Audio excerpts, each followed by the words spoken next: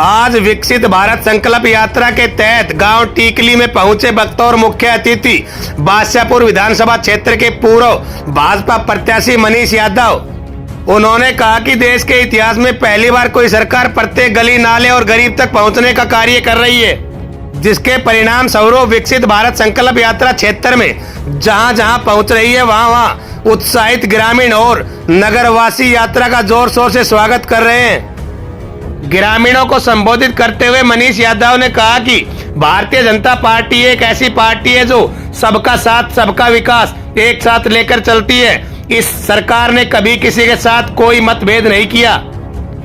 उन्होंने कहा कि प्रधानमंत्री नरेंद्र मोदी और मुख्यमंत्री मनोहर लाल खट्टर के नेतृत्व में चल रही सरकार आम जनता के लिए कल्याणकारी है। आम जनता को सरकार से सीधा लाभ मिले, इसीलिए उन्होंने देशव्यापी अभियान विकसित भारत संकल्प यात्रा के तहत चलाया। मोदी जी की गारंटी में यह सरकार बादशाहपुर विधानसभा क्षेत्र में गांव टीकली में पहुंची।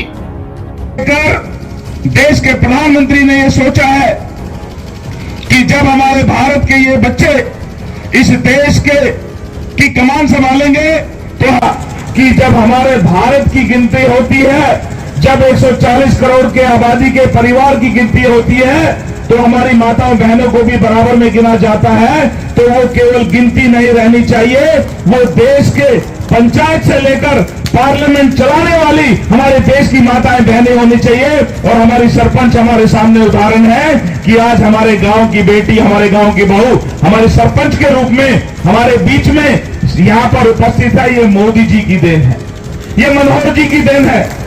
और आज मुझे खुशी होती है जब मैं ये देखता हूं कि चाहे वो खेल का मैदान हो, अगर ओलंपिक गोल्ड लाने की बात आती है तो हमारे देश की बेटियां लेकर आती है। हमारे एजुकेशन के अंदर बेटियां प्रथम पंक्ति में नजर आती है। और जहां देश की रक्षा की बात आती है, आज हमारे देश की बेटियां हवाई जहाज जेट उड़ाती नजर आती है। ये मोदी जी के कारण से संभव हो पाया। ये हमारे देश के सम्मान और स्वाभिमान की बात है। मोदी जी ने कहा कि हमारे देश को आगे ले जाने में देश के हर व्यक्ति का योगदान होना चाहिए।